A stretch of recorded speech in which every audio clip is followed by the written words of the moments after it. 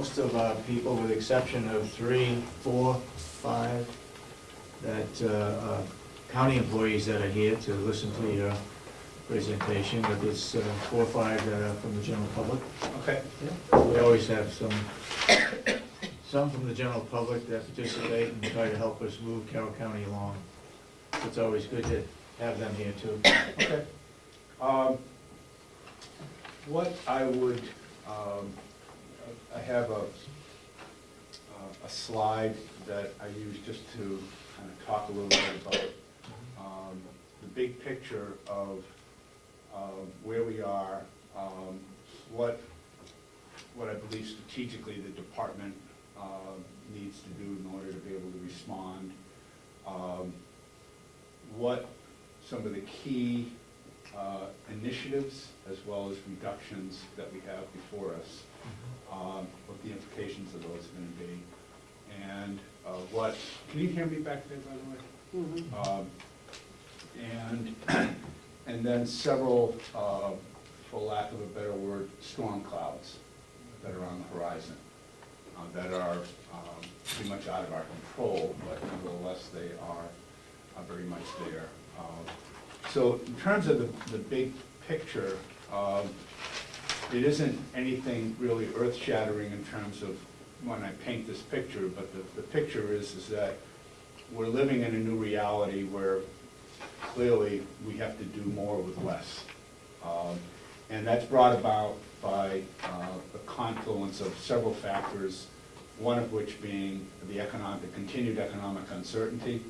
While the global economy is improving, the U.S. economy is still very much in the doldrums. The New Hampshire economy, depending on where you are, is doing much better than some of the other areas of the country. As a population, New Hampshire is a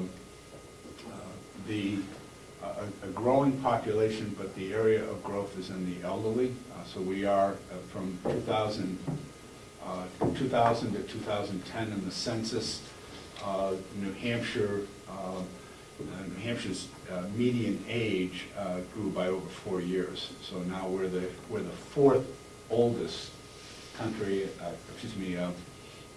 state in the country. And when I say oldest, I'm not trying to be cute about it, but I don't mean like one of the 13 original colonies. I mean that we are, as a state, we are now much older, and with that comes increased pressures on a number of different areas.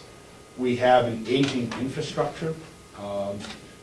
As I look at the department, some of our systems, some of our desktop technology, some of our facilities, we have an aging workforce, many of whom will retire over the next, right now, I don't know how many people exactly retired from the department as of the end of June, but with the major changes in the retirement system due to take place in January, the major pieces of it, we expect there are a number of people that will be evaluating whether to retire from state service.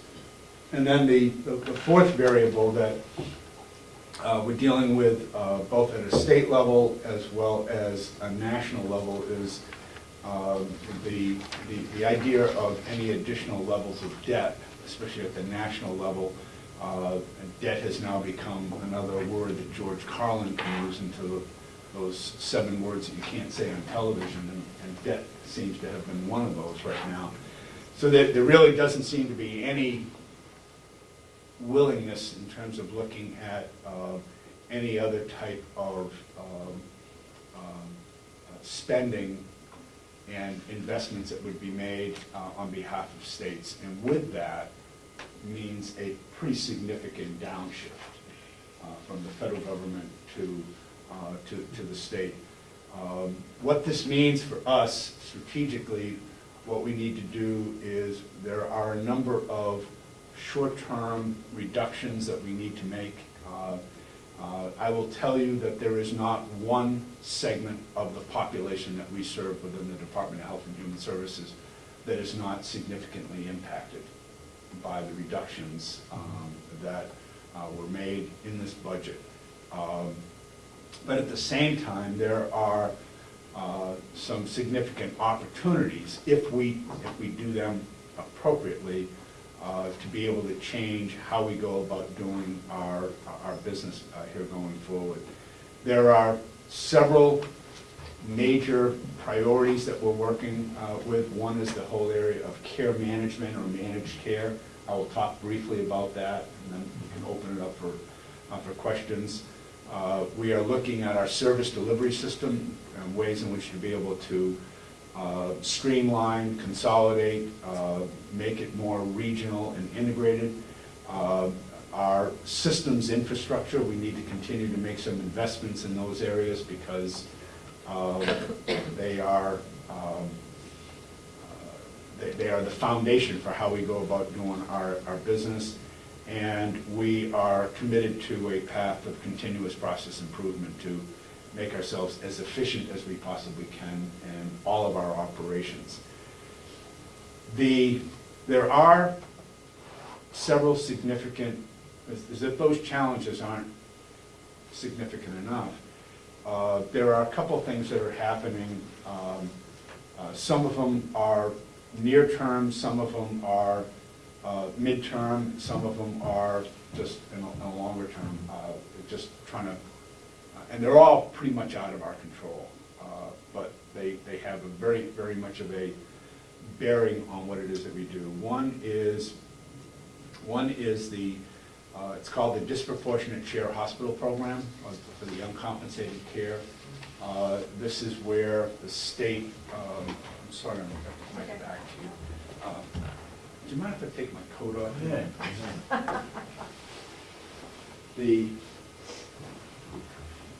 uncompensated care program, or the DISH program, is probably one of the most complex programs that we have, but ultimately it's quite simple. The state taxes the hospitals on what is called net patient services revenue. And net patient services revenue being the revenues that hospitals achieve through services, but it does not include gift shop, investment income, and other type of things. It's really revenues related to patient services. So they're taxed at 5.5% on that. And that brings in a pool of dollars, and that comes through the Department of Revenue Administration. They administer the tax. What the department does is, working with the hospitals, is they compute, we compute what the level of uncompensated care is that is provided by the hospitals, individually and collectively. The level of the uncompensated care is defined as two primary things. One is the level of care that they provide to the uninsured, and then secondly are the losses, if you will, that are incurred by the hospitals from the charges that they have versus the rates that the department, through the Medicaid program, will pay for inpatient, outpatient, and other type of services. And so when all is said and done, there's a formula that is far too complex to try to make it do it here. But what we will do is, again, when you look at the money comes in, that half of that is then used to match federal dollars that we can then use to be able to reimburse hospitals for the level of uncompensated care. So they pay the tax, but then they're getting something back based on the level of uncompensated care. Now, one of the things that we have done in our program is that critical access hospitals, those primarily here in the North Country and in some of the other areas throughout the state, there are 13 critical access hospitals. Under the state law that was done 2 years ago and then reaffirmed by this legislature, is that critical access hospitals will be reimbursed 100% of their level of uncompensated care. Now, the challenge that one of the things that we face is that under the budget that was passed, the non-critical access hospitals would get no reimbursement for the uncompensated care.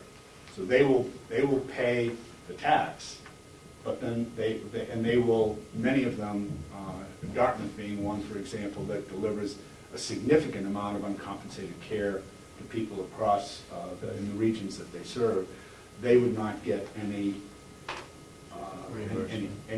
coming back for them. And that is a significant challenge for us going forward we do not know what the hospitals will do individually and collectively about that.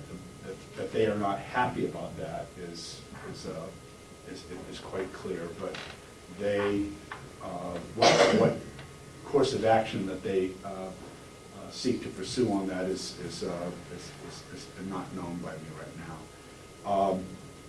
The other area that we're dealing with in terms of the uncompensated care is the result of an audit that was done back in 2007 against the DSH program, the Disproportionate Share Hospital Program from 2004. And long story short on that, fundamentally the federal government challenged how we were going about calculating the level of uncompensated care, and in the audit they alleged that we were not in compliance, and therefore there's a $35 million disallowance that they have indicated they want that money back. Now the department and the state have challenged that, we have appealed that, and we have gone through pretty much all levels of appeal at this point. We are now waiting for a ruling from the appeals board at CMS, the Center for Medicare and Medicaid Services. We expect that ruling to come down. It could be this week, it could be this month. Clearly it's going to be in the short term. And if the appeals board affirms the earlier decision, then the impact is immediate, where there is a $35 million disallowance, and that would need to be, that money would not be available to us. It isn't we pay them, it isn't that we pay the federal government, it is that we get a grant allotment every quarter, and it would mean that we would get $35 million less. And typically it would be in the quarter in which it is assessed. There's a potential you might look at it in terms of spreading it out over 2 quarters, but clearly if that ruling comes down, it is a $35 million hit directly to the department that we would need to figure out how are we going to come up with an additional $35 million worth of reductions in order to be able to compensate for that. The ARA program, which again has been a significant source of enhanced revenue for the Medicaid program over the past couple of years, expired on June 30th. What remains, however, are the stipulations within, a number of stipulations within ARA, and then carried over into the Affordable Care Act, is one key provision that says you cannot change eligibility levels. You cannot make them any more restrictive, which the legislature looked at that, wanting ways in which to be able to restrict the eligibility as a way in which to be able to slow the number of people who are coming into the program. I will add, the Medicaid program is, in state fiscal year 10, was $1.4 billion to the state and within the department.